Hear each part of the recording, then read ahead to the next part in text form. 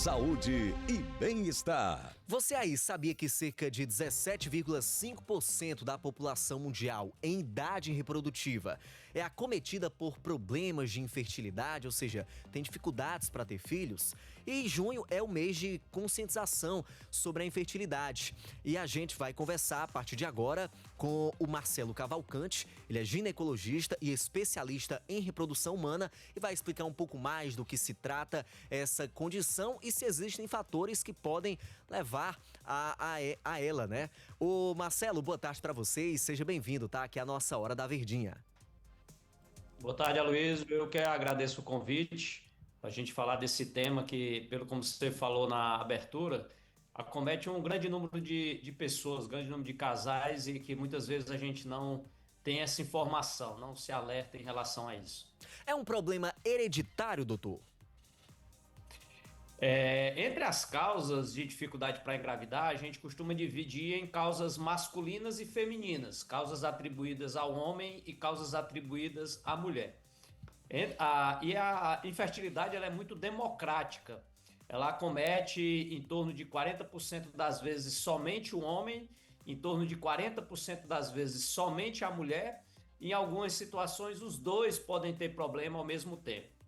A grande maioria das causas não são causas hereditárias, não são causas herdadas, mas eventualmente alguns casais, por exemplo, alguns homens, eles podem ter algumas alterações genéticas que contribuem para a dificuldade para engravidar, como também a mulher, mas a grande maioria das causas não são hereditárias.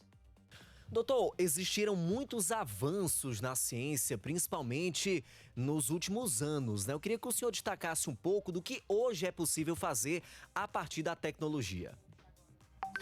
Bom, como você comentou, um marco no tratamento dos casais inférteis ocorreu em 1978 com o nascimento do primeiro bebê de proveta, que foi a Louise Brown. De lá para cá, estima-se que já nasceram em torno de 9 a 10 milhões de crianças através dessa técnica. A própria Louise Brown, o primeiro bebê de proveta, ela já tem filhos, ela já é mãe e ela engravidou naturalmente. Os pais dela teve dificuldade para engravidar e recorreram à fertilização in vitro. E ao longo desse tempo, desses últimos 40 anos, houve um grande avanço na técnica da fertilização in vitro, da reprodução assistida. Para você ter uma ideia, a reprodução assistida hoje, através da FIV, da fertilização in vitro, é possível a gente fazer estudos genéticos no embrião antes mesmo de transferir esse embrião para a cavidade uterina. Assim, é possível a gente identificar algumas doenças genéticas, como, por exemplo, síndrome de Down, algumas doenças que são herdadas, como, por exemplo, fibrose cística, e assim evitar que a criança nasça com algum problema de saúde que é de origem genética.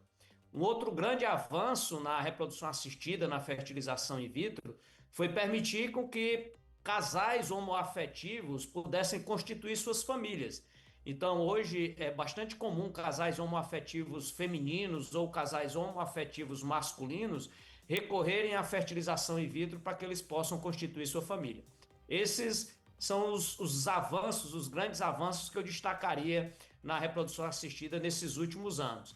Além disso, é possível a gente fazer com que mulheres, por exemplo, ou até mesmo homens, possam postergar, preservar a sua fertilidade, adiando o momento de ter filhos, no caso da mulher, já que a idade é um fator limitante da sua fertilidade. Então ela pode optar por congelar óvulos e assim adiar aquele momento da maternidade de uma forma mais segura.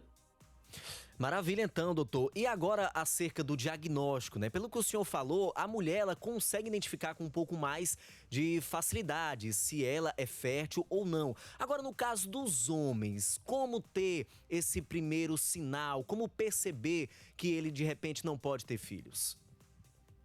Quando a gente fala de infertilidade, a gente fala de infertilidade conjugal. É o casal que tem a dificuldade para engravidar. E essa dificuldade para engravidar, ela deve ser atentada, o casal deve ficar alerta depois que ele está há pelo menos um ano tentando engravidar e não alcançou uma gravidez. Isso se a mulher tiver menos do que 35 anos. Então, o casal liberou para engravidar, está tentando engravidar, passou 12 meses e não conseguiu, esse casal deve procurar ajuda. Se a mulher tem mais do que 35 anos, esse casal deve procurar uma ajuda após 6 meses.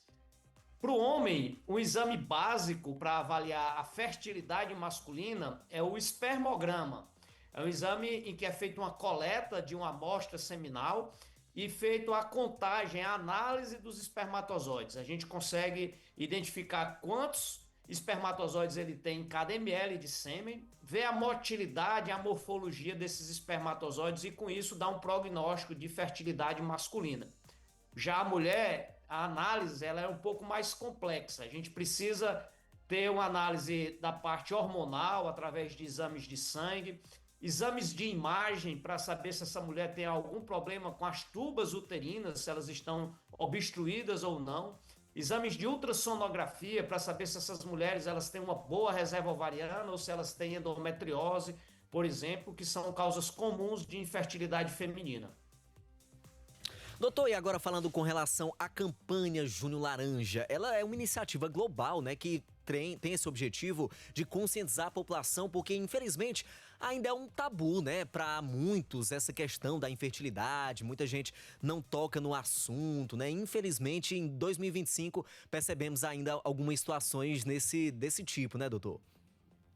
Infelizmente ainda é um tabu, mas é algo que a gente precisa enfrentar. Esses números que você colocou, 17,5%, no início dos anos 2000 era em torno de 8 a 10%.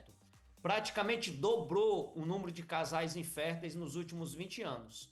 E existem já alguns estudos que mostram que a população está cada vez engravidando menos, tendo uma quantidade menor de filhos, e existem algumas perspectivas que no ano de 2100 a população mundial pode cair pela metade. Então isso é um dado muito alarmante e que essa campanha de junho do laranja, Junho Laranja, ela serve para a gente alertar a população em relação ao problema da dificuldade de engravidar, mostrar estratégias que os casais que desejam engravidar, como que ele deve procurar alcançar esse objetivo e mais, alertar os governantes sobre esse problema, porque muitas vezes a gente pode achar que é só ter filho, o casal que não quer ter filho é bom porque vai ser para a economia, o governo vai gastar menos, mas a visão deve ser o contrário. O país precisa de força produtiva, precisa de pessoas trabalhando, precisam que pessoas possam contribuir com a Seguridade Social, por exemplo, porque no futuro a Seguridade Social, a aposentadoria de nós que estamos hoje, com a população caindo pela metade, vai estar comprometida. Isso é apenas um dos exemplos do impacto da infertilidade e do menor número de filhos que os casais estão tendo. Marcelo, doutor Marcelo, muito obrigado, tá, pela tua participação aqui na nossa Hora da Verdinha. Estamos sempre à disposição. Eu que agradeço e fico à disposição para outros esclarecimentos. Muito obrigado. Tá aí o doutor Marcelo Cavalcante, ginecologista e especialista em reprodução humana, falando sobre essa questão da infertilidade que atinge 17,5% da população mundial em idade reprodutiva.